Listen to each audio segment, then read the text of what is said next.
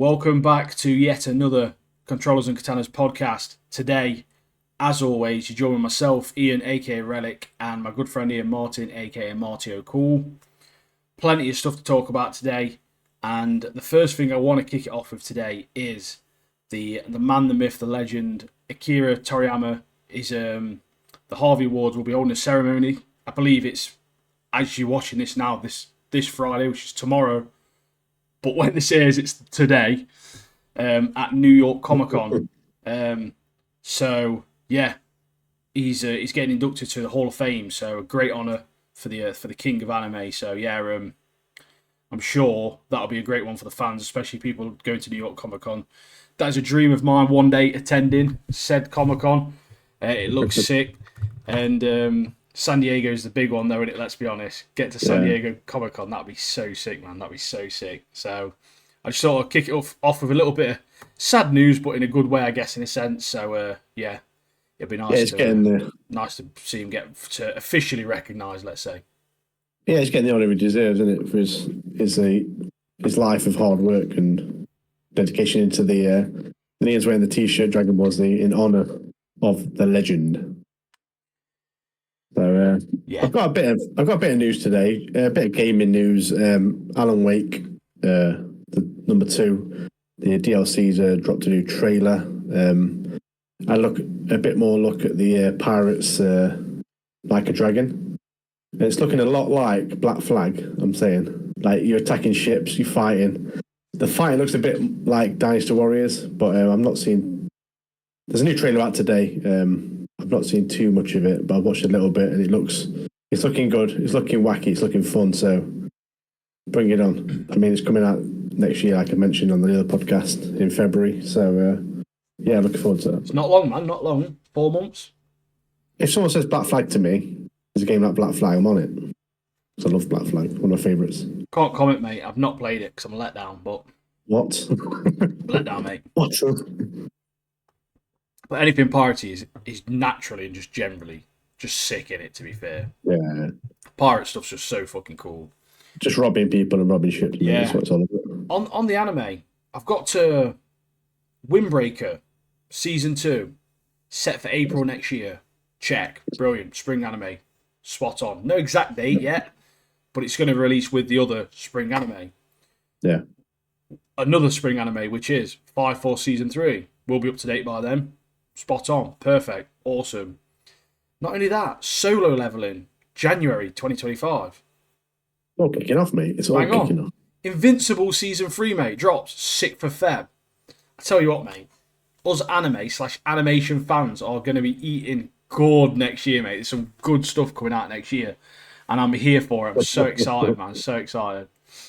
Getting a good film next year. So good, mate. So good. There's going to be so much good stuff. 2025 is going to be so much better than 2024.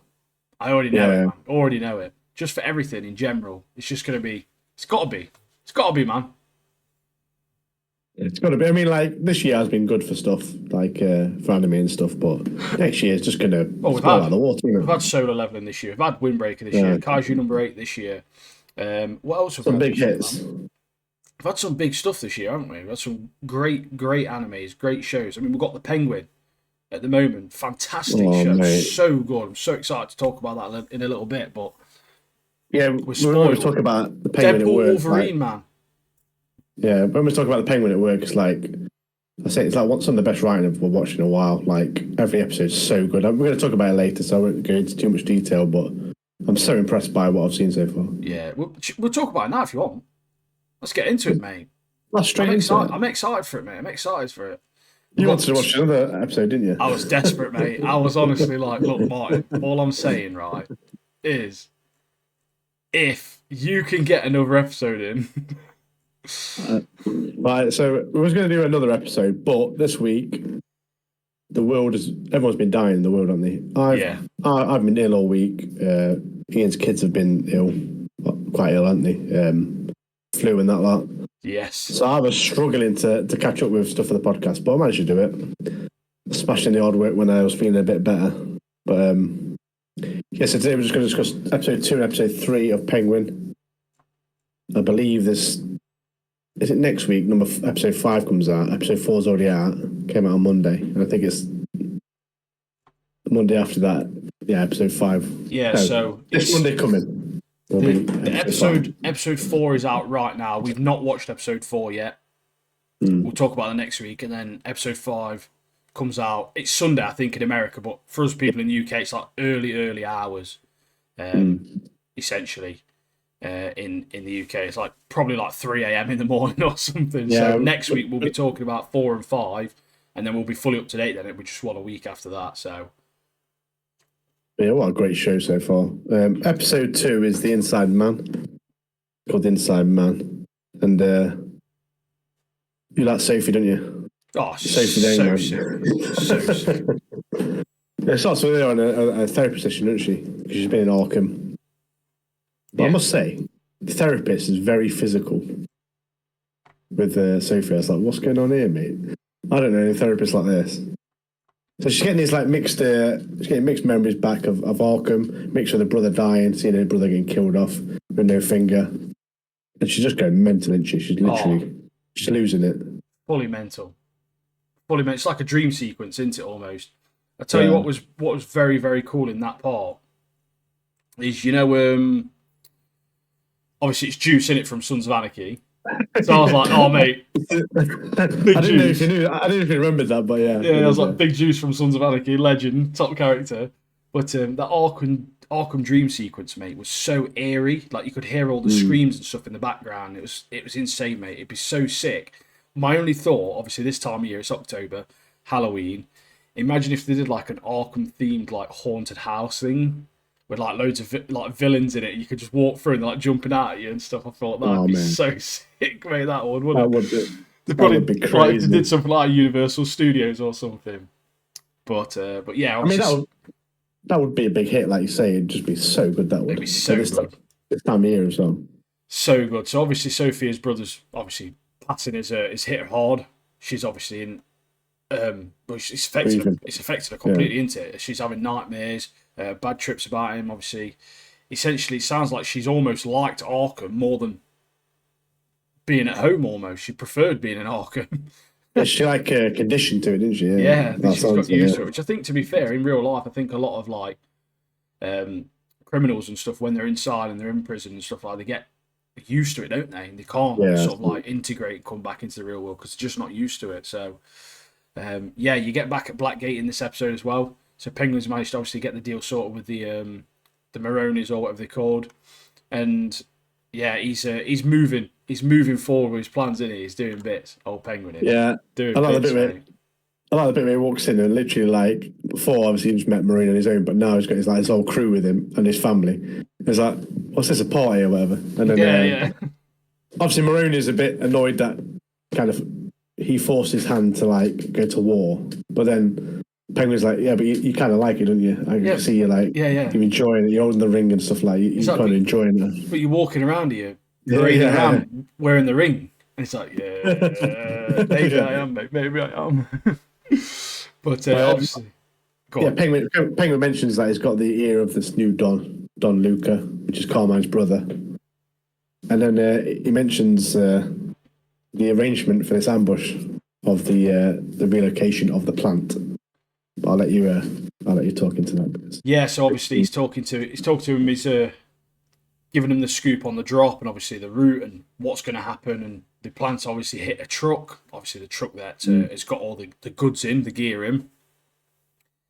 But there's a bit of a twist, isn't there, mate? Because the Falcons don't trust Penguin, so they make him get into the truck instead of the follow car. So they're saying, look, no, you can get in the truck, mate. I think that's like sort of what his old job role almost was in a sense, wasn't it? It's Johnny Vitti, the underboss. He literally just like says, "Mate, we're doing your deal. Get in the van." Literally just get in, mate. Get in. Don't mess around, get in. Penguin's a little bit. He's in his head. You can just see him just by the way he looks. He's like thinking. He's thinking like dead straight. And I tell you what, mate, he has got to be the best salesman on the planet, mate. Like he can literally do anything, can't he? He can read. He reads a room, mate. He reads a situation. He thinks on his feet so well, and one thing that proper made me laugh about the scene though is the driver's little. Did you know the driver's seagull joke, mate? Yeah, yeah, So sick. So basically, the driver goes, um, why do they call a seagull a seagull? It's like, oh, because he flies over the sea. If he flew over the bay, they call him a bagel. Like, it's just a proper stupid dad joke. But then obviously, because he tells that joke, it gives the penguin a bit of an in, doesn't it? So he's like, all right, I can use the joke aspect, and he gets out of his seat and he starts obviously um, telling his jokes, obviously, and trying to have a bit of a laugh and a bit of banter with him, isn't he? So obviously, you can get out of the way for when the drive-by happens. So yeah, yeah. it's just honestly, like you said earlier, the way that this is written is so, like, some of the stuff is so subtle, isn't it? Like the way things Yeah. happen and the way obviously he's getting up. And again, Colin Farrell, mate, he's just such a good job with this role, mate. This might be the best role he's ever played. Yeah. Genuinely, it's so good the way he plays his character. It's unbelievable. I mean, his character in The Gentleman, it's got to be, it's up there. But yeah, this Yeah, role as the Penguin is so good. And yeah, like you say, I love the bit that I was literally watching it all through that scene. The bit where he's like looking for a way out, he's looking for an opportunity to like get to a safe point in the van where he yeah, won't get man. blasted because he knows it's coming and he sees the cars behind him. He knows it's about to happen, so he's like, It's "Yeah, on I've the got to way. move now." So, Yeah, and like I say, he goes to the back of the truck and makes a joke, doesn't he? then when he does it as well, when he gets out, there's one of the Falcone guys there, isn't he, in the truck, and he murks off, doesn't he, one of the Maronis, like men, in the Yeah, car to make it look like he's helping the Falcones out. So he's like yeah. he's playing both sides like so well, perfectly at this time. So like What's, he's what's gone off, before hasn't that? he? Yeah, before that, in the truck though, he kills the Maroni men, doesn't he? The Yeah, Uzi. yeah. He's like, Just blasts murks him off them. that Uzi, mate. Well, that poor bloke who made the joke in the van, he gets peppered with bullets, doesn't Oh, I feel sorry for him because he was doing all I liked, man. he? But the scene in Blackgate as well, like it's Capo, isn't it? Maroni's Capo, Irvid. He's like kind of working with the Penguin, like, oh, tell me your plans, try and work something out. But Arvid comes in the van to see Penguin, and he gets shot by the driver, doesn't he? I don't know how he survived that. Millions of bullets, but he managed to get shot off at Penguins, call him a traitor, and then Arvid gets shot, doesn't Done for, mate. he? Done He for. drops, mate. Yeah. But, So yeah, I just such love a how great this scene, shows man. obviously defeat like how deceiving and smart the Penguin is. Like Mm. it just shows you like the sort of character he is because obviously in the comics and ever a reiteration he's a bit of a wimp in a sense, which is why he's always trying to play certain aspects of Yeah, like families and certain aspects of situations, and he's trying to use his smarts to get around things. 'Cause obviously you got some areas like or villains, sorry, like trained mercenaries, or they're just super strong, or they've got superpowers essentially, and you've just got him. mm. He's just a crime boss basically, isn't he? Like he's just a normal bloke, really. Yeah, but as the show goes on, you find out like how clever and cunning he is. And Yeah, he's ruthless in his, and like I say, he can think on his feet, and in like any situation, pretty much. And yeah. It's like further in this episode, isn't it? So Sophia thinks that someone in her family obviously are at fault and is a rat, and so yeah, Penguin's obviously done a great job of almost faking his loyalty in a sense, hasn't he? So the Maroney mm. woman as well, mate. That old woman who threatens Penguin, she must be on at least 120 fags a day, mate. Like, She's actually what are you doing? I know quite a she's famous massive, but actress. like, it's just a voice. It's gone, isn't it? Permanently gone, mate. Her voice is. But obviously, you get this part where they've got that guy in the basement, haven't they? But it's before that as well. Like Sophia, she sees that she finds like a rundown desperate detective in that bar, isn't it? Yeah, yeah. And she kind of hires him to find out who this traitor is in their organisation, and then she brings him that poor bloke, Orvid. He's in hospital. He's on the drip, mate. He's like dying. He gets dragged out to this basement, like I say, some soggy basement, and he's barely alive, but On that he's dodgy on bed, morphine. mate. Like the crappiest bed you can find. He's like, I could dump him on them. But yeah, I'll let you tell Yeah, about so it's like a bit the of a. basement. I suppose it's like a get together almost. There's like some people at the house, isn't it? Falcone's house. Like a wake in it. It's the wake, isn't Yeah, it? yeah, that's right. Yeah, that's right. It's the wake. I forgot about that. But essentially, Penguin's obviously there. Penguin finds out that there's someone in the basement. He goes down to the basement when no one's there.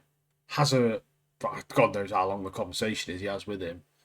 and then he just stabs him to death, like murks him off, literally like done for, isn't he?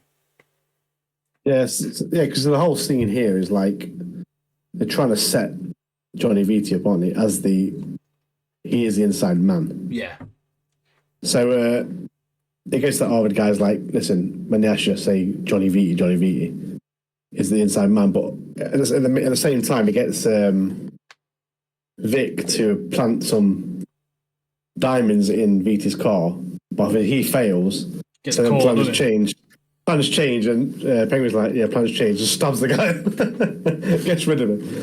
And we have that scene after where it's just, again, mate, it's Penguin's ability to just think on his feet. So basically, what happens is they all get lined up because obviously they find out this guy's been murdered, and they know who's doing it. Basically, someone's doing something here, and they get everyone lined up. They get everyone into this room, get everyone lined up to essentially search them. Right, we're looking for a knife. Who's got a knife? Blah blah blah. Viti comes in, doesn't he? It is Viti, isn't it? Yeah, so looking for a guy with a knife. And Viti comes and stands next to Penguin. Yeah, next to Penguin, and then Penguin just starts getting dead aggressive towards him. Oh yeah, you fucking it's you, you're the rat, blah blah. Yeah. But as he's doing it, he takes his own knife out of his pocket. Penguin does, and dashes it into that other guy's pocket. I thought, did you write his name down? I can't remember his name. Castillo, that's it. He's the one who was in the car when Penguin got out of the truck, isn't it? So he's like Sophia's like head guard man, isn't she? Yeah, pretty much, yeah. And he's managed to plant it on him, and obviously they do searching, they catch him, and he's trying to explain himself, and Sophia's like, give me the gun, I'm going to do it. Is it like her uncle or something? And he just Luca just bullet straight through his head. Fills him in straight away. But to confirm that story, Penguin then plants diamonds in Castillo's apartment. And it confirms the story with Sophia. Brilliant. So sick, mate. So sick. It's so good. So cunning, isn't he? And then obviously, mate, Sophia's character, she's like supposed to be a psycho. She comes across very sympathetic in some senses as well, in some cases. She's obviously been through a lot of trauma in her life, and she's obviously been to Arkham. She's got about seven murders under her belt, hasn't she?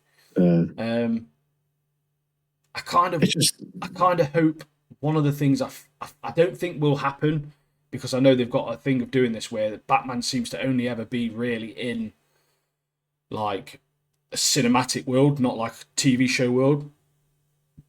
But I honestly think Batman's got to show up at some point, though. You know, with obviously the feud between obviously the two families, as it grows and gang warfare builds, I can't help but think Batman's going to have to step in at some point, or at least there's got to be something to do with Batman appear. Like, I think that would be sick, even if it's at the very end of the season or something, mate, and Batman's just there, like, and he appears, or it's like a little bit, even if it's just Bruce Wayne, mate.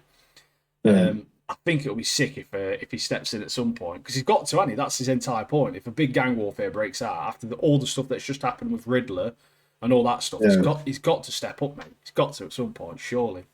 And obviously, in the Batman film, we saw Joker at the end of Batman. Yeah. In Arkham. So, is he going to make an appearance? Is all the enemies of Batman going to appear? Oh, there's so much they could do, man. There's so much. But will they do it? That's the problem, isn't it? Like, will they do it? Yeah. But obviously, Vita's the underboss, and he gets Penguin to bury the bodies, and he gets poor Penguin gets the job of burying the bodies, but obviously gets Vic to do it.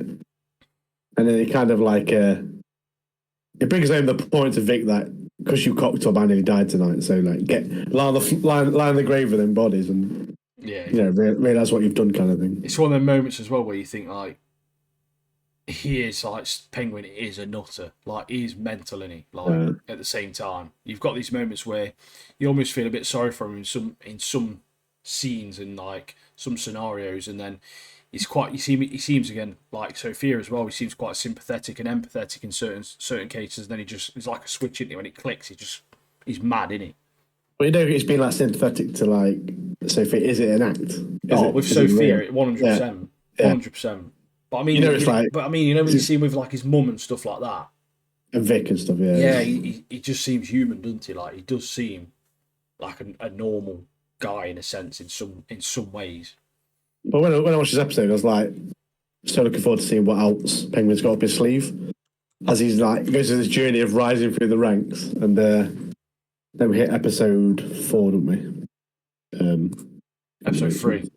Sorry, episode 3. That's it. Yeah. This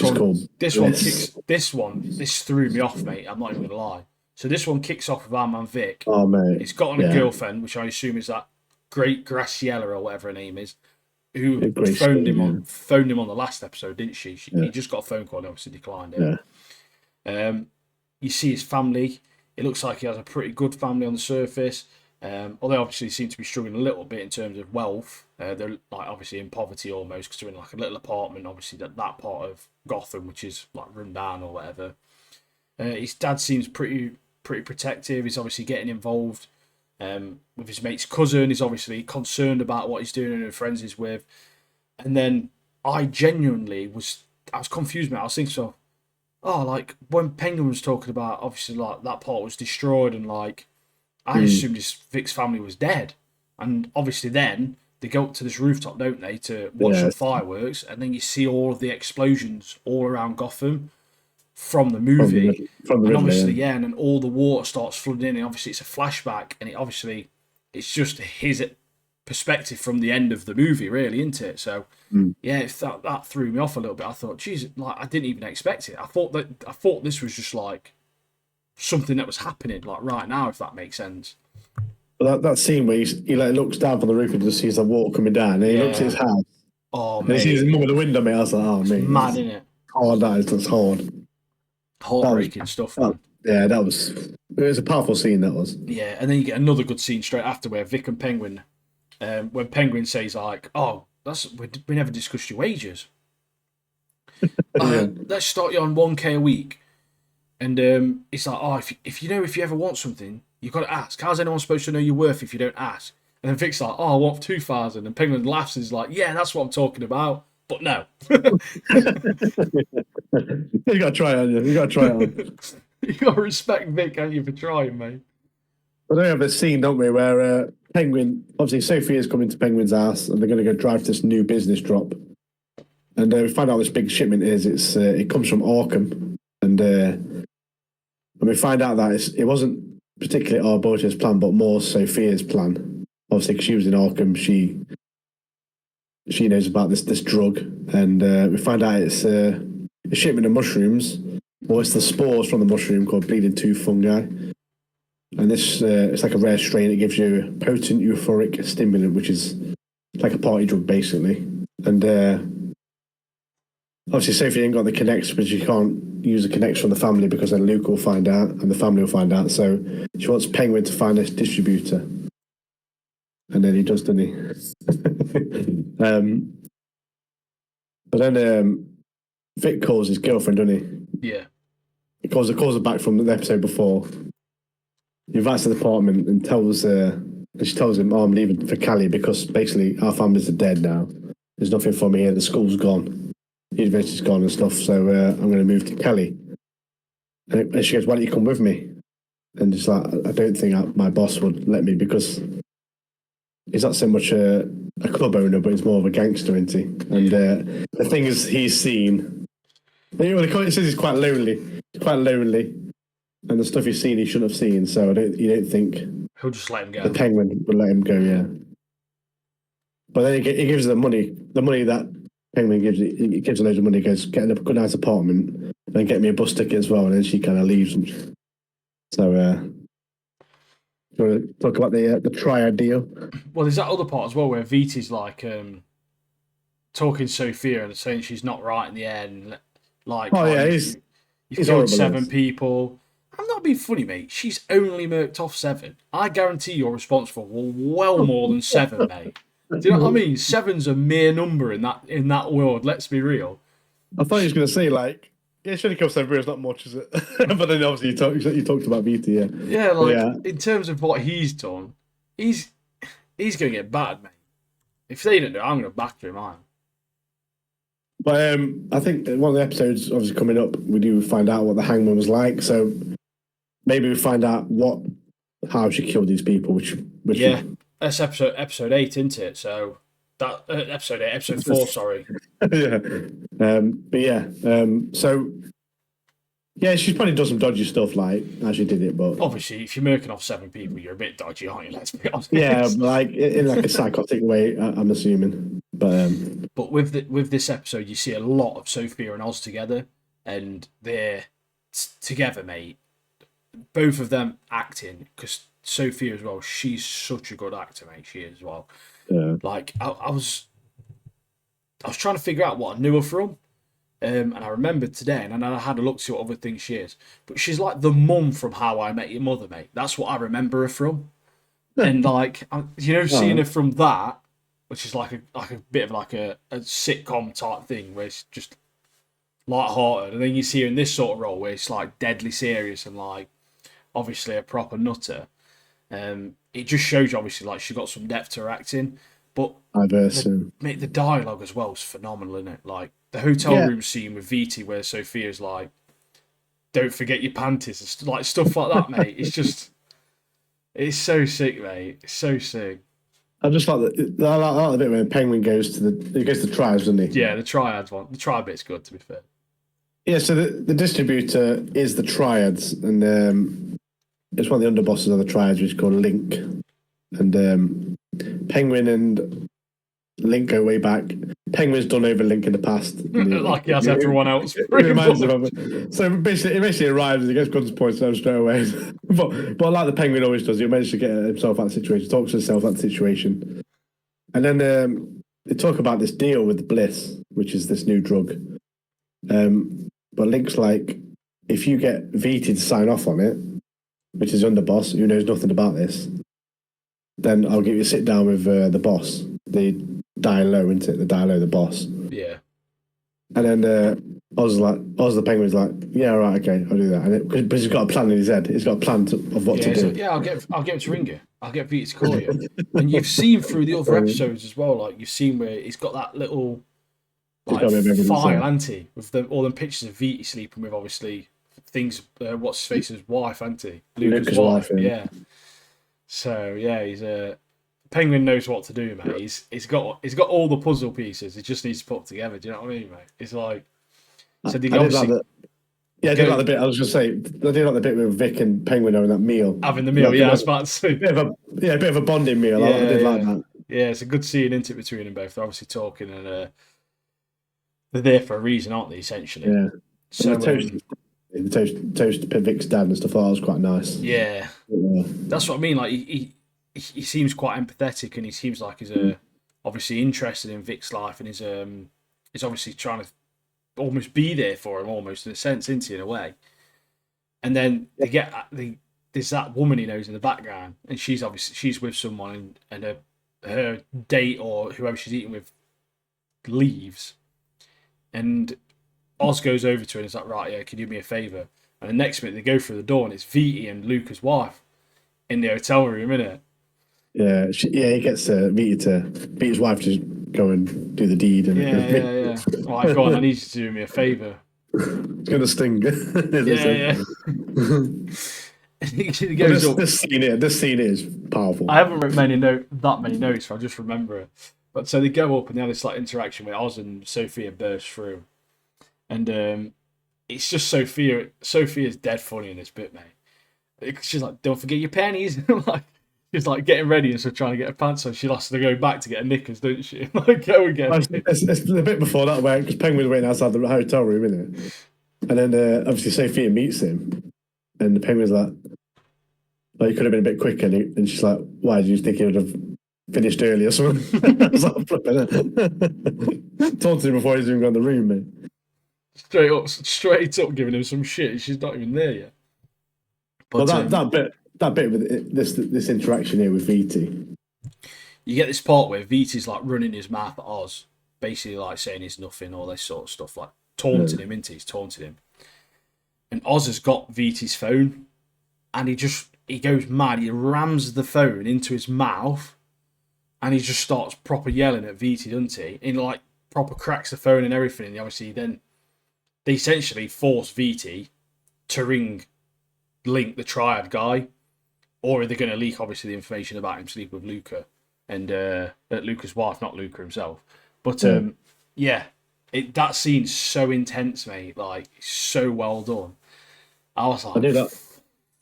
I do the bit like you see Penguin's face. And Beatty's like, why would you trust him? Like, no, he's only kept around for like entertainment and stuff, yeah, like entertainment proper abusing purposes. him. Yeah. And then you just see his face like getting mad and stuff, and he just jumps on him, doesn't he? Parts on him, sticks that phone right on his mouth, and you hear it on his teeth as well, which is Oh, the noise you hear on his yeah. teeth, mate. It's like ouch. So they get this part where obviously VT rings him. They meet up with the Triers. They get the deal, and they go to the club, don't they? So they go to this club. They've got all of the bliss in these little bags.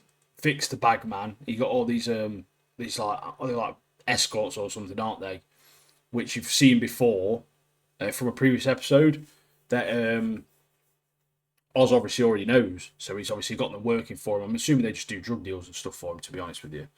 And they've got to go around this club selling bliss.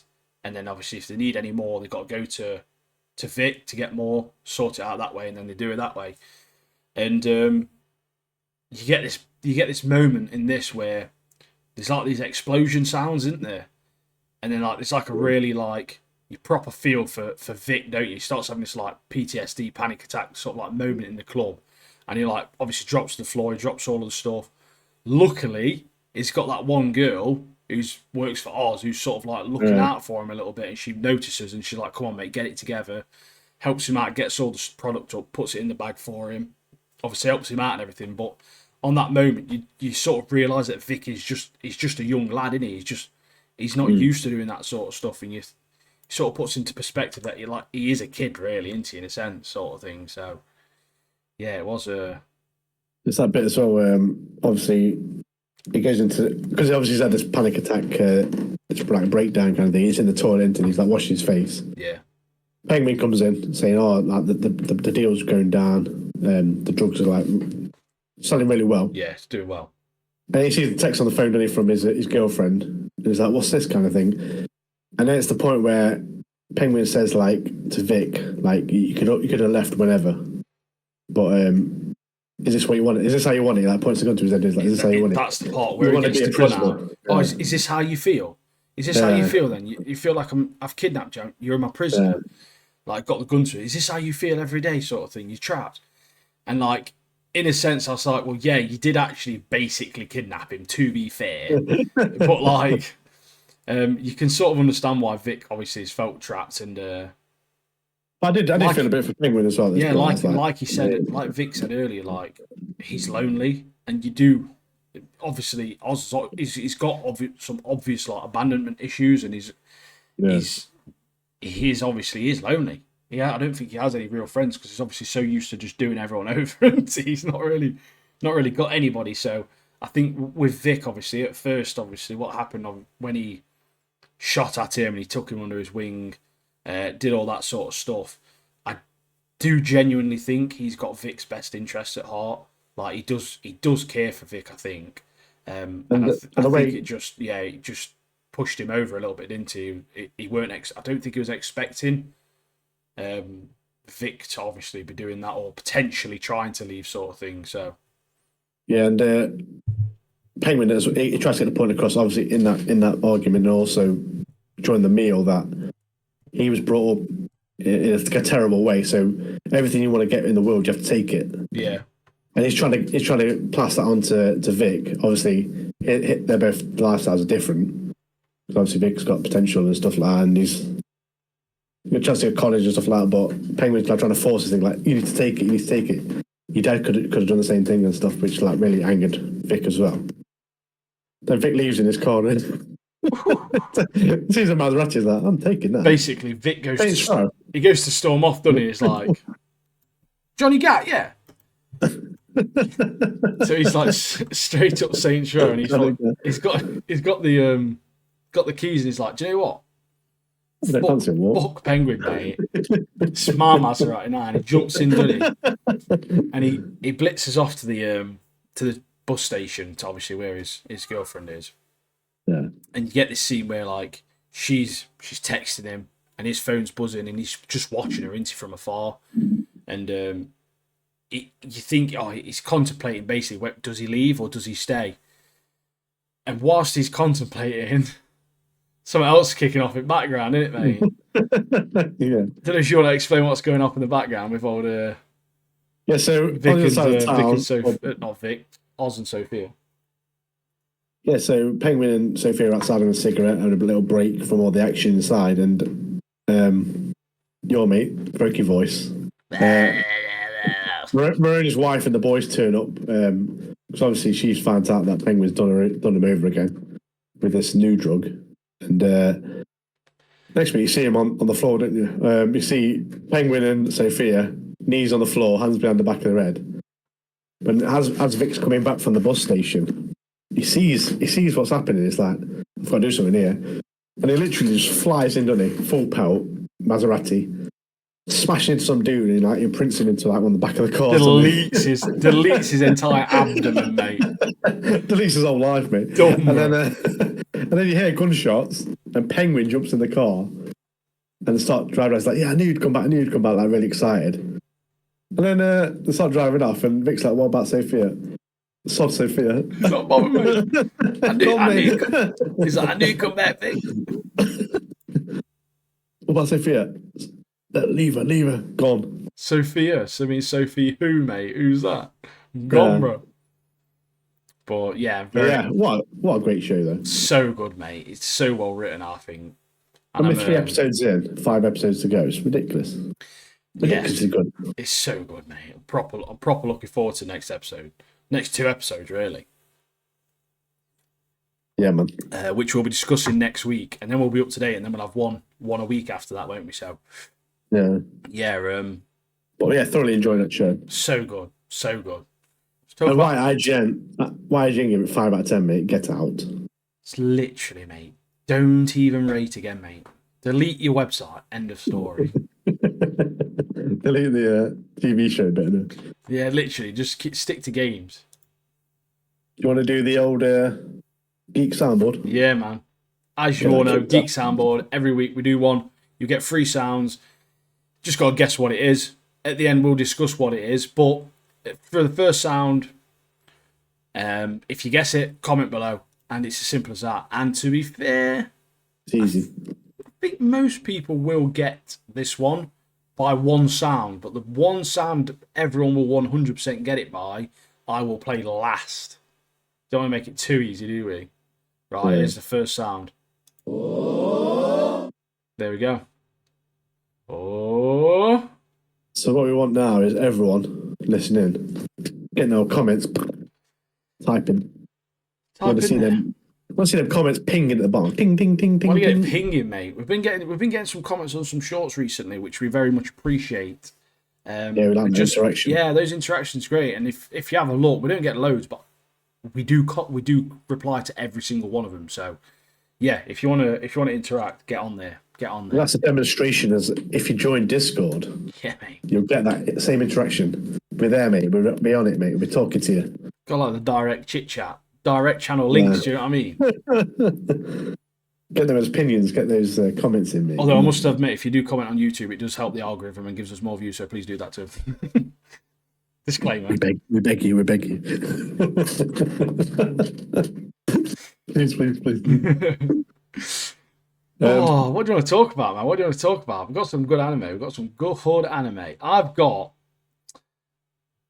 Have you got a list of stuff? I've got a bone to pick with Blue Lock a little bit later on. I'm a bit upset with that. I'm not even going to lie to you. Should we do that first then? We can. Blue Lock. Get that bone out there. Yeah. Blue Lock, aka Slideshow Simulator, mate. What on earth? What on earth was the animation in this episode, mate? I'm not even going to lie. What was happening? I wasn't feeling the flow of the episode. There was hardly any epicness to last season or the Nagy film. It just seemed like they'd used very good quality HD pictures and then animated like the ball just moving at the foot. Because like some of the goals and stuff, there was like passing around and there was explaining it well, and the characters looked great, and obviously like when they had the smoke coming from their eye or whatever was happening, looked great, but they weren't doing anything. They just seemed to be standing still a lot of the time. Like it was just like, I'm in a shot, now I've got the ball on my foot. And it was like on the last season when you'd see the curvature of the ball going into the net and stuff like that. We weren't really getting that. It just so happened like that person's passed to that person, and then the camera's behind the net and you can just see the ball in the back of the net.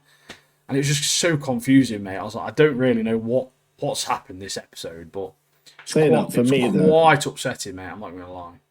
Saying that, for me, the two characters that come into this episode, that are like the highlight of this episode, mate, sick, mate, sick. They've introduced some great characters. So basically, Izugi's against Chigiri straight up, isn't he? Or Chigiri? Yeah. Yeah, so the teams get announced, don't they, at random. There's a lot of new names in there. But yeah, they say Iguzi. No, I can't say it. Isugi, that's it. Isugi. He's against Chigiri in this match. Team A versus Team B, isn't it? Yeah. And it's funny, like, Isugi's like, right, I'm going to focus down now because I need to like really do well.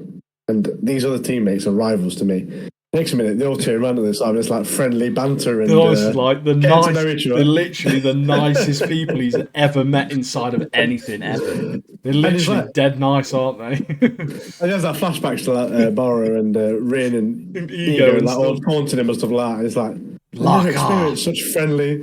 I've never experienced such friendly and fun people to obviously work with and to team up with. Yeah, it's like in the flashback proper made me laugh because you've got Ego like telling him to lock off, and you've got Barrow calling him a donkey. Yeah, it's proper funny, mate. Proper funny. I think Rin says, "I'll destroy you" or something like that. Is that right? I think. Yeah, it's like on the same team of him, mate. Rin's like not bothered. But yeah, it was a very good introduction episode to the new characters. This one was. I know we got an introduction somewhat last episode, but there's obviously like they've introduced like some villains essentially, haven't they? As well, like almost there's like villain types. The dude with the green and white hair, is it Otoya Ato? The ninja, mate. He's a beast, sick. Bro. He is. He's a beast. When Ring got the ball and his eye just widened and got that green glow, like that was visually that was really cool. I really liked that as well. You know where he's sort of like his eyes widened so he could like see more of the field type thing. Yeah. That was very good. But I think the best part of this episode for me was it when the Atoya guy, the ninja guy, called Chigiri, the lady ninja, and he was like, I am the guy, you know. Yeah. He's like, oh, good work, lady ninja. Like, I am a guy, you know. But yeah, these two new characters against you. So obviously you got Ita, the ninja, but also Tabuto, isn't it? Tabuto, that's it. I didn't write his name down. He's the assassin. So basically, he's got this like super sharp analysis, and he looks for people's weaknesses, he exploits them, and destroys you. So him and the ninja together, the combo, mate, is sick. Honestly, mate, see, it's so cool. This episode, you see it. Like you see Ito, like he does like so. The assassin gets the ball. He sees Ito running the ninja. Like there's like a shadow run for the character. All the players, isn't it? People don't see him, and then he just kind of finds him with the ball and he scores. Yeah, and he's giving Isugi as well, the assassin, a hard time, and he's like, "Oh, you're just average, mate. Like you take away all the other players, you're average. You're nothing." He's proper getting in his head. Isugi's really struggling in this episode to just do anything at all. He knows if he does something though, he's got to try, but they're cutting him off. No one's giving him the time of day. Obviously, he's got the other teammates which are learning much quicker than he is to adapt, obviously, the situations and stuff. You got Rin that's obviously being Rin, but then you got the other guy as well that's on their team. I didn't write his name down as well. Ryu. It's not Ryu, isn't it? Ryu. Yeah, the one with he's got like the pinky ear. Him and Rin are like literally the worst matchup ever. Like they literally don't make sense because they tackle each other half the time, don't they? yeah.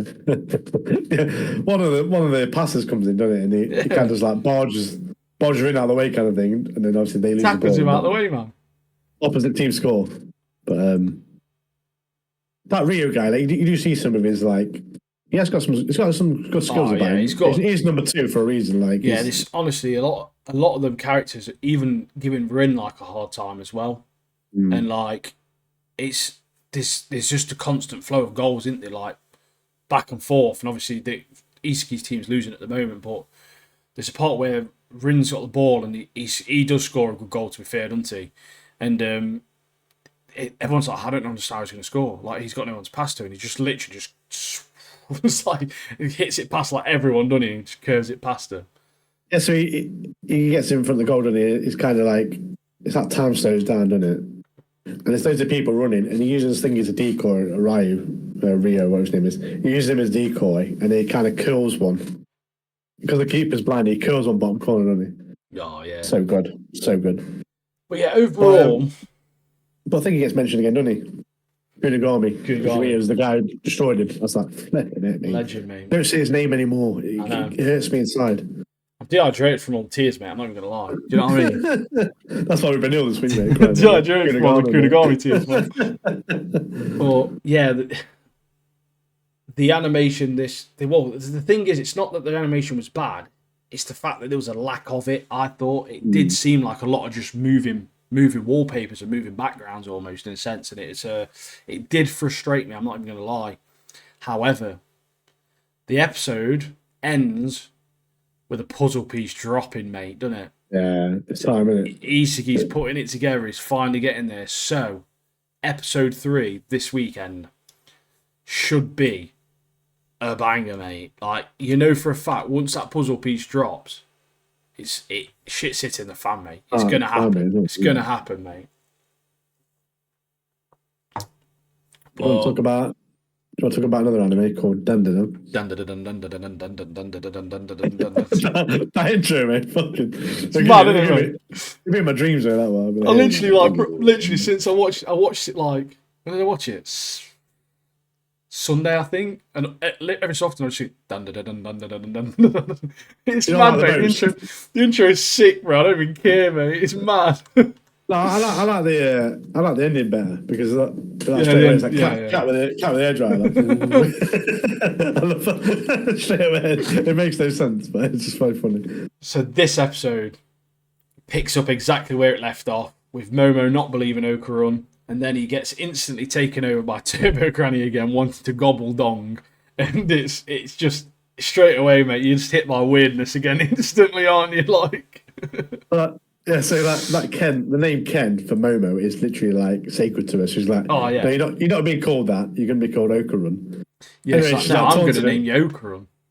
And she taunted him, and he farts in the face. That's creasing. But I literally thought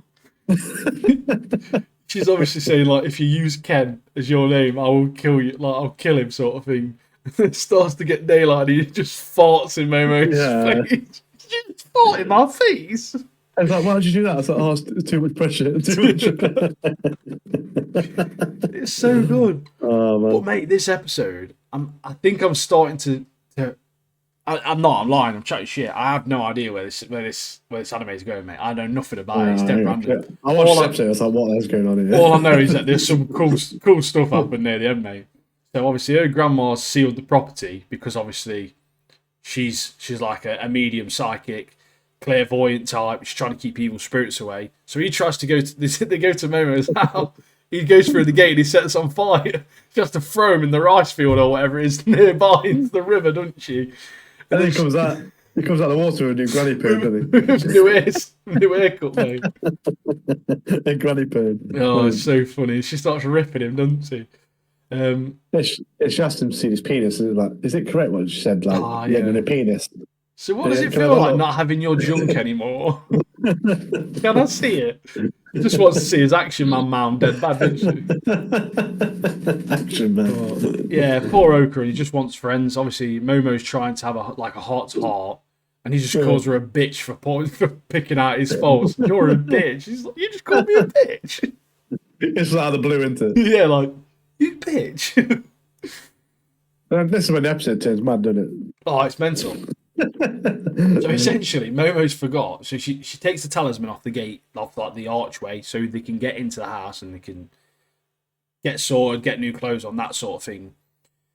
And she takes the talisman off, but she forgets to put it back on the archway. But obviously, it doesn't matter because if she did, it just set on fire again anyway.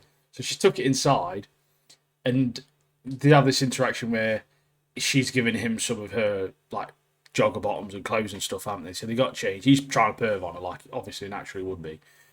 And something's at the door. So you got this like there's some evil spirit type thing ringing the doorbell. And somebody at the door. There's somebody at the door. Someone's at the door, and then she notices. Oh no! So that's the different doorbell. That's the doorbell for spirits. My mum almost put 2 doorbells up. Got a normal doorbell for humans and one for like spirits, man. She's like notices she's not put the talisman back. So they try and dash one out the back door, don't they?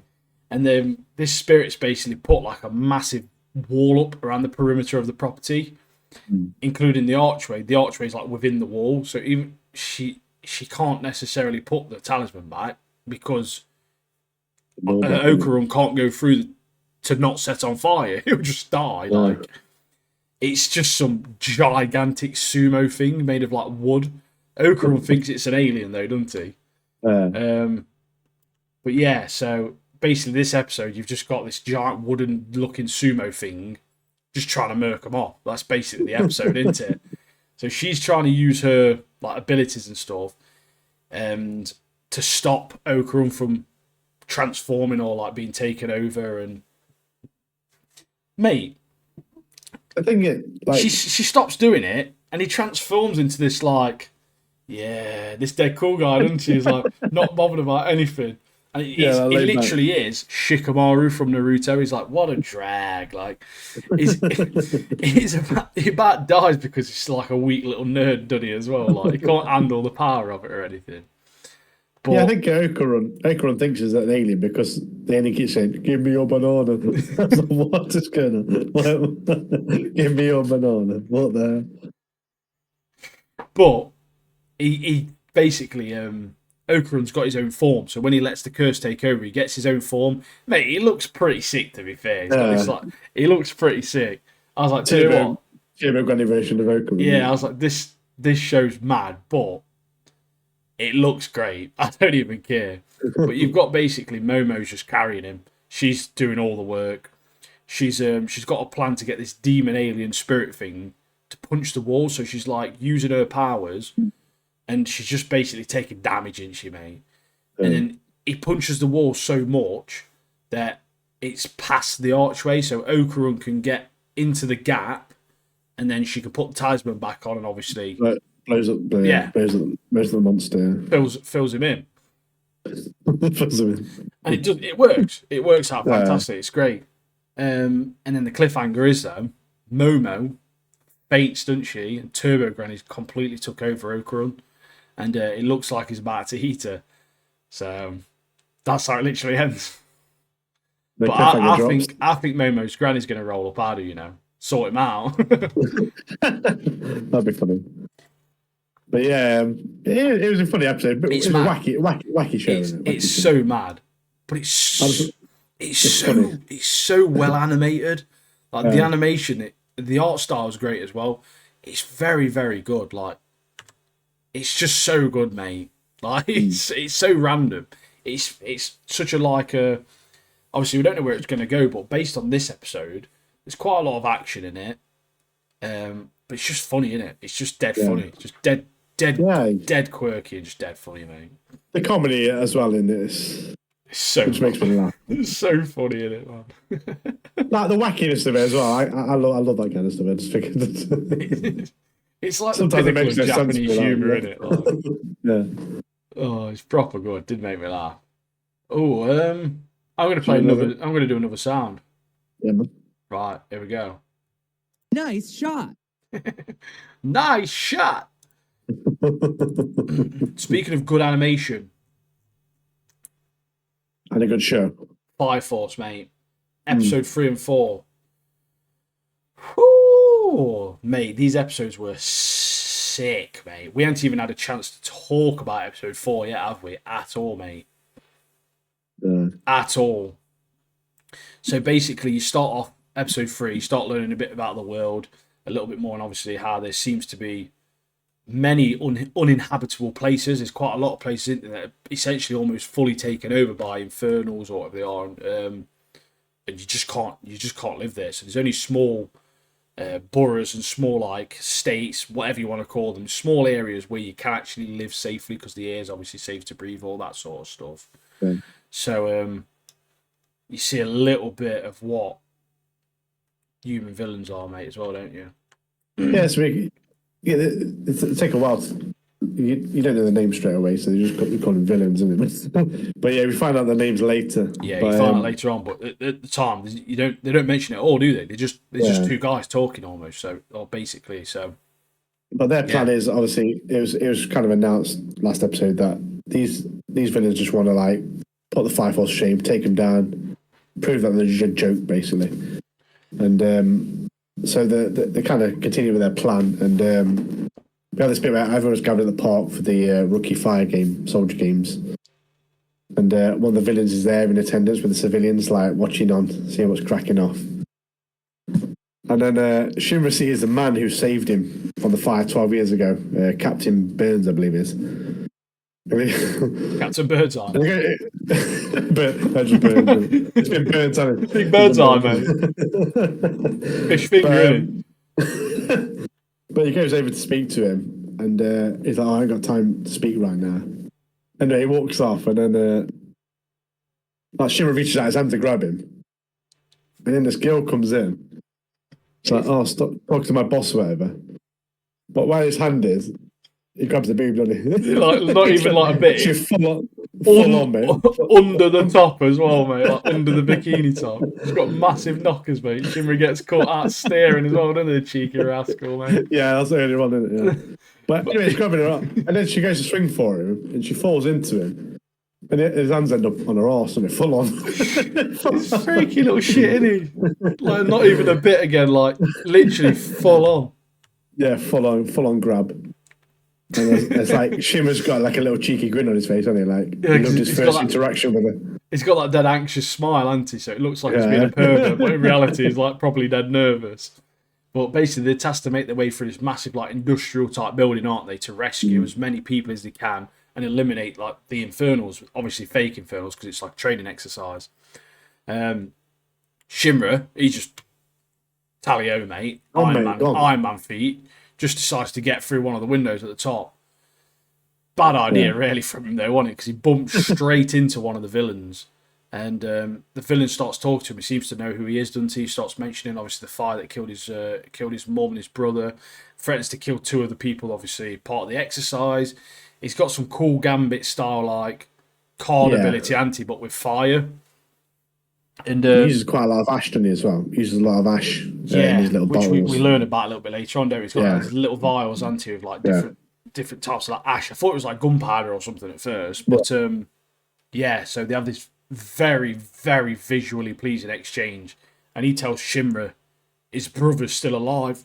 Shinra stood in, he's got all this fire on it. It looks so sick, mate. The animation in this, the fire animation especially, you know, because it's such a big part of the episode, like of the season and the show. They've got it, mate, so perfect. Like the animation of the fire is so well done. It looks so good. So good. There's a bit like when they're having a bit of a fight, obviously the villain's got using like a cigarette and like using his ash to like cause big explosions, which is really hurting Shinra. But Shinra does also some like Eddie Gordo, Capiera, like spin kicks. So sick, mate. So sick. I was like, that's Eddie Gordo, isn't it? From Tekken. So good, mate. But yeah, the fighting's so good, and like Shinra's ability to like fight as well. You use like roundhouse kicks and flying kicks and stuff. It's so like such a good character. It's one of those shows where everyone's got the same ability, if that makes sense. Everyone's ability is fire, isn't it? Essentially, everyone's ability is fire, but everyone's ability is different. So like, I love learning the different aspects and seeing other people's abilities and seeing what their abilities are and what their abilities are all about, and how they can differently adapt their abilities to obviously certain situations. But obviously he tells Shinra that his brother's still alive and that somebody's hiding something from him. And Shinra obviously thinks it's the captain who was at the fire 14 years ago. Captain Birdseye, mate, fish finger man. But and he's trying to He's essentially trying to get Shinra to go to the dark side, isn't he? That's literally it. He wants him to become a villain, essentially. Yeah, he has to become his demon, isn't it? Or his devil, and then to like fight against the Fire Force. obviously Shimmer's like, screw you kind of thing. And that's when he releases all these like flying kicks and stuff, don't they? Trying to take him down. Oh, mate, the animate's so far. Like, the fire animation, I just love it, mate. I love it. This show is so sick, mate. I Now, like the bit as well. go on, Oh, no, you- go on. No. That's about Arthur. I I like- was just to talk about Arthur and boobies rolling up, mate. Yeah, I was going to say, like, Arthur, how he enters the building is the best way, innit? He just literally chops a hole through the wall. With his, like, Yeah, like a lightsaber, innit? plasma cutter lightsaber. Yeah, and there's that bit where Katatsu, like, falls on him from above. Funny enough, lands on his face or her arse. Creepy. And then she's like, She's freaky, she is, mate. yeah, and it's like, what did he say? It's like, excuse me, my face is not an arse cushion or something like that. Yeah, the horse cushion. I think that's literally what he says. And then she like beats him. She's like, "Oh, you're a pervert," and starts beating him. And he's like, "My body's not a punching bag." Or something. He's so confused about what's going on. Oh, but basically, this baddie calls himself the Joker, not the Batman one. That's literally just what he calls himself, the Joker, which I'm assuming is like the Joker of playing cards type Joker, because obviously that's his style. So, which makes sense. I think Ace would have been a cooler name, to be fair, but that's okay. Yeah, so you get some backstories on the Fire Force as well, you don't you? And obviously, who serves who and where, because you find out they're like factions almost, aren't they? They're all the Fire Force, but like number 8, where Shinra's ended up, is like the true Fire Force. They've got everyone's best interests at heart. They sort of directly dealing with the Fire Force, but then you get a lot of people where they're dealing with like, I don't know, like different people, there's different influences, and you sort of learn that not all of them are probably as honest or as heroish. I guess they're not really heroes. Some of them don't seem, do they? They seem They've got like, their own agendas. yeah, they're quite. It's a lot of greed and a lot of power, and there's As like, there would be, there's with a lot of everything, agenda there with a lot of them. So Company 8, like as I say, was formed as an impartial company essentially, and they have to be suspicious of everyone else around them and other parties and other companies. Sorry, should I say? And as find out that basically someone should know about the Infernals and how they are and how they become and what they are and what they're doing. I still think there's an individual or a group of individuals that create them or something like that. And basically they learn not to trust anyone, aren't they? That's it. Yeah, Abe tells Shinra's like, yeah, I believe there's someone in these companies that knows something about it. So it's going to be my job to find out who knows about it and how to stop him and to save lives. And Shinra's like, yes, pretty good. I'll follow this guy. Yeah, I'll follow this guy. Sounds good. Turns out he's main baddie, mate. At the end of it, I'll be good, mate, because I like it. But yeah, episode 4. Do you want to kick this one off? So the scene starts off with Company 5. I've just remembered something from this episode, man. Oh, go on. And this woman, what's her name? Mika. Is it Abana, isn't it? Is it Abana? Oh, I wasn't sure if you're on about the karate chopping one. Oh, no, that's Mackie, isn't it, Mackie? Yeah. Episode Company 5, the captain, Ibana. The woman. Basically, Dirty little whore. basically, she keeps loads of men as like slaves. There's a bit where she's like, because what's happened is an Inferno's gone, and Inferno's like in a what's it, Company 8's like territory, isn't it? But she wants to get in that territory and claim that Inferno for herself for that science research. So that's why they're there. And she kind of walks across these blokes who are bent over in it, like across their back, like a proper life. Slave labour. Proper dominatrix, isn't it? Like pinching people when they're talking. That who says you can talk gravel kind of thing. But yeah, then it kind of goes back in time to before that situation, and then we find out that Hinawa brings news to Obi and Shinra that the ashes that were used in the last crime scene by the Joker was infernal ashes. So it's the remains of dead people that they're using as explosives. That's sick as it is. Yeah, literally. Yeah. But obviously the Fire Force haven't put a report out about the baddie as well, about the Joker guy. Yeah. So naturally, obviously, Shinra's sus, because why would they withhold that information if there's a human that's got the abilities that they have and that's using infernal ash? Why would they not let company wide. Why would everyone not know about that? Sus, mate. It's because it's within the organisation as well. Yeah, that's what I mean. It's sus, isn't it, though? I think we find out once in the last episode we found out that the other villain in it, who we don't know his name yet, Yeah. he is making weapons for the Joker. Yeah. We found out at the start of the episode, don't we? Yeah, he's like manufacturing it into like this stuff. But then we have this bit, don't we? That the firefighter's on trial. Minamoto. This firefighter's killed 4 people. He's on trial in a courtroom. Some bold freak looking dude. He gets it's not guilty. Gets released. It's in the courtroom. Gets released, but then it's suddenly combusts into flames and becomes an inferno. He's like who can talk as well. Yeah, it's weird. So like, obviously, we learn a different aspect to this show. We've got these infernals now that are like aware, self-aware. It's almost like he's a human that has the ability, almost like Eren Yeager when you find out in Attack on Titan that he's a Titan, and then the Titans aren't just Titans; they are humans that can transform into Titans. # spoiler, by the way. But if you haven't watched Attack on Titan by now, that's your fault, not mine. So like, they show me. Yeah, so like, it's almost like that in a sense, isn't it? You got these humans that can transform into obviously a different being, basically, and that's sort of what it reminded me of. I like the bit as well. Obviously, you said the Infernals come about. The Fire Force get alerted. The team get together. Let's go.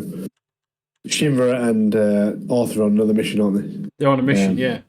But before that, Maki karate chops Arthur cleaning off, and he just splits like an onion, mate.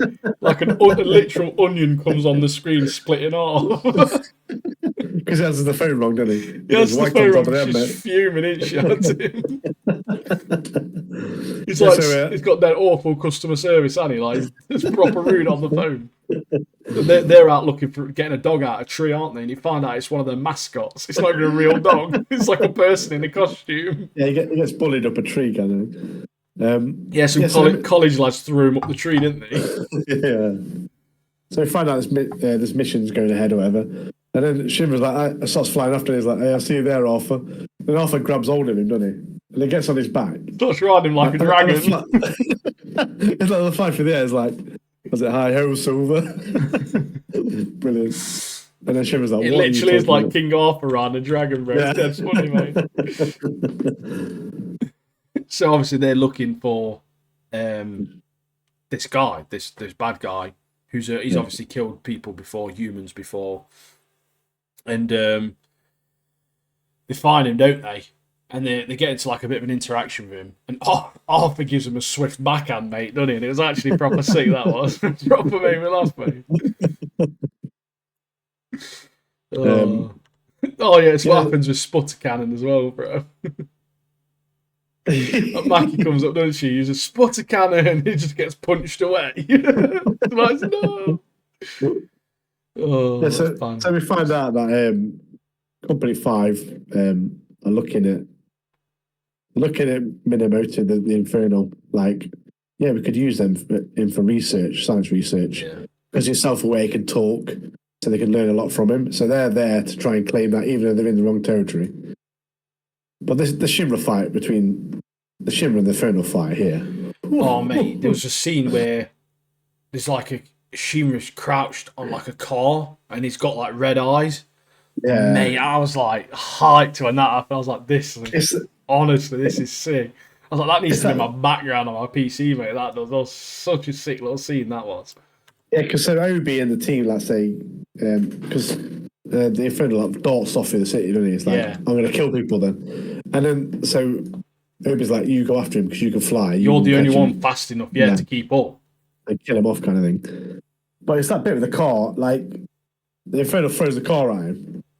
And like Shinra's in the air and he does like a flying kick to stop it, and then kind of kicks it back at him. And then that's when he lands on top of it, and it's like got devil eyes, hasn't he? So sick, mate. So sick. But he's only young as well, isn't he? He's powerful, mate. And he kicks the Infernal's arm clean off, doesn't he? Like, yeah, the Infernal gets quite scared, doesn't he? Because is that how are you so powerful? Yeah. Oh, mate, big things are going to happen in this show. I feel it, man. I can feel it. Then you got Company 5 slutty leader stepping in. She's sus, mate. I don't like her, the freaky deaky woman, mate. It's that bit before, like dead skimpy triplets with massive boobs as well, mate. Like, why are they even there? yeah, special powers like just like puts people on the ground or Yeah. men on the ground. He's on the Lick ground my and boots. lick my boot. Like, no. Yeah, I'm trying to have a conversation with you here. Why are you trying to So, lick my what? boot? No. But luckily, Big Squad 8's rolled up, haven't they? Yeah. And obviously, like, you're in our jurisdiction, love. What you doing? And they have a little bit of an interaction, and essentially they let her have the Infernal for research purposes because they don't have a science team, so they can't actually do any research or anything. And obviously, if she is a freak, but she might actually mean quite well, she might actually be trying to find something out from the Infernal. So they've obviously they've got to cooperate. They've basically said, look, we'll let you, but you've got any information you get, you've got to tell us basically what the information is. So yeah, if that happens, we'll see. But yeah, great show, mate. Great show. Oh, was it Mackie as well? Smashes that bloke in the nuts. I do love Mackie. Sticking she. We had a bit of Iris. We saw a bit of Iris as well, didn't we? Yeah. In the church, but nothing really there at the moment. Mate, I'm loving this show so much. I love the animation style and everything about it's so good, mate. Like, it's really good. I'm looking forward to the next couple of episodes of this as well.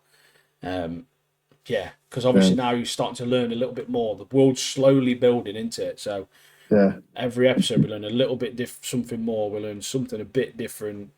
Potentially a villain. You get your suspicions, don't you, of certain characters, and yeah, it's. I'm very much looking forward to it. I'm going to play. I was just about to say, sound. Before you do that, I was just about to say that Captain Birdseye guy. He's hiding something as well. So yeah. You know for a fact as well, he's powerful, mate. You can just tell by looking at him, he's hard, mate. So I am looking forward to see how he fights and what he's all at as well. Plus, there's multiple other companies as well we've not even seen yet. There's a bit I forgot to mention in the other episode, the previous episode. It's the bit where they're all falling down. Oh, yeah. So Captain Birdseye saves, what's her name? Oh, big boobs.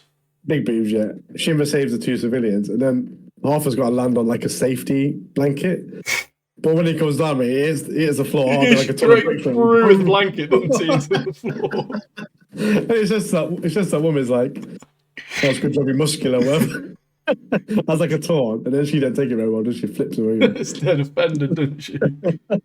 Oh, it's proper good.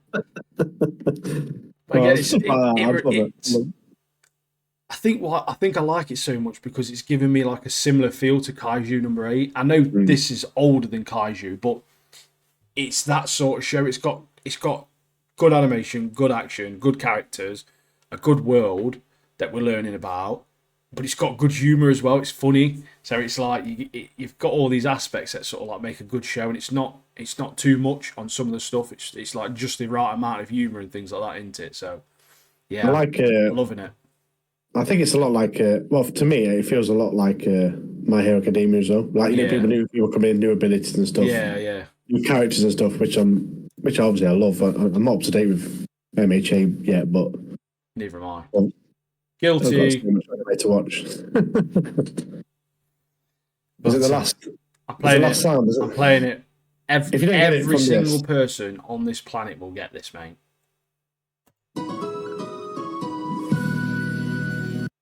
Yeah, you've got it, 100%. There's no way you've not got that. Shall I reveal it? It is bowling / tennis / swimming / running simulator. Wii Sports. Wii Sports. Wii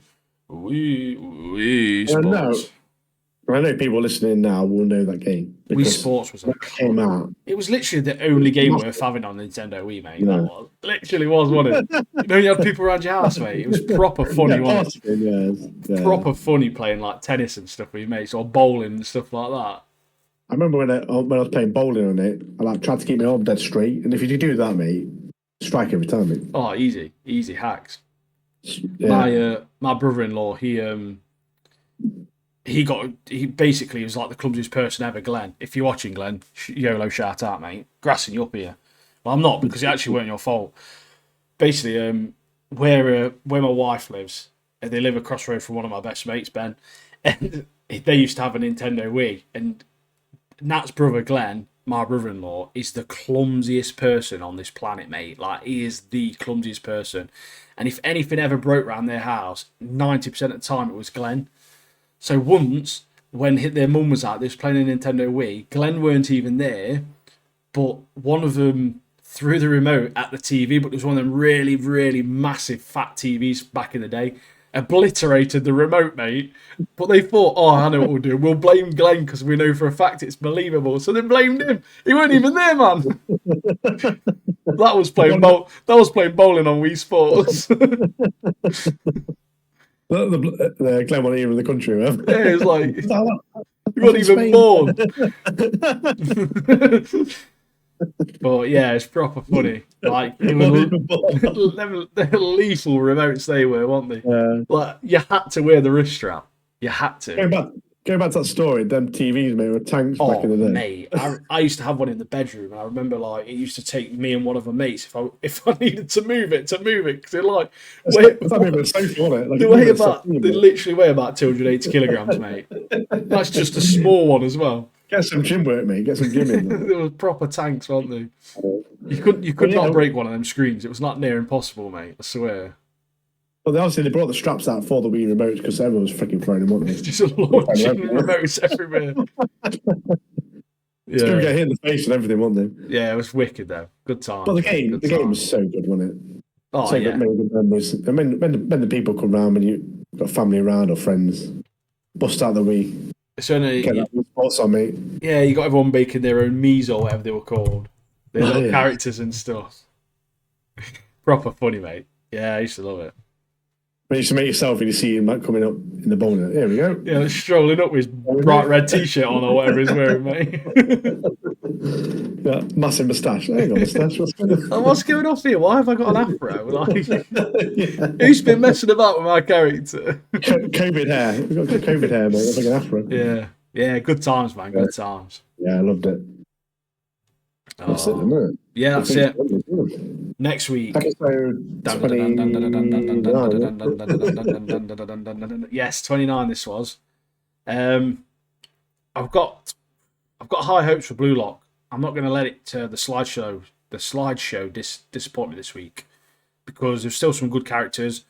It's just the end of that episode with Isagi's puzzle piece dropping, mate. I just know for a fact stuff is going down, mate. Stuff is going down. When you saw that, you're rubbing your hands like, here we go. Yeah, man. We've got 2 penguins next week, and then we'll announce more next week, but the week after that, we're dropping a little special, aren't we? As well as a podcast, we're dropping a special. We're dropping a special. We're dropping a Halloween special. We've got a good friend Alex coming on the show for a one and only horror-themed podcast. So not next week, the week after, you'll get a horror-themed Halloween special on the Thursday, and then you'll also get the podcast on the Friday. So... Right. We're just giving the people one. Yeah, mate. We're just twice a week. Easily, mate. So we've got a lot to look forward to. Alex is a massive horror fan, gaming, movies. That's his entire thing. Me and Martin like anime, gaming. Alex's big thing is horror.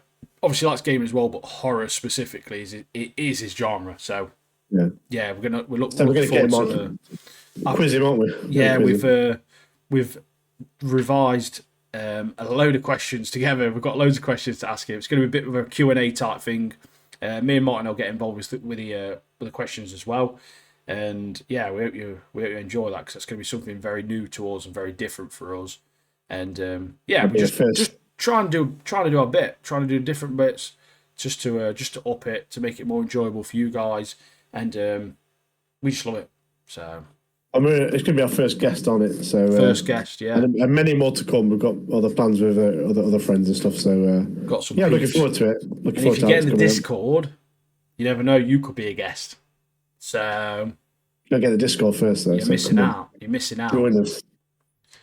Discord, check. YouTube, check. TikTok, check.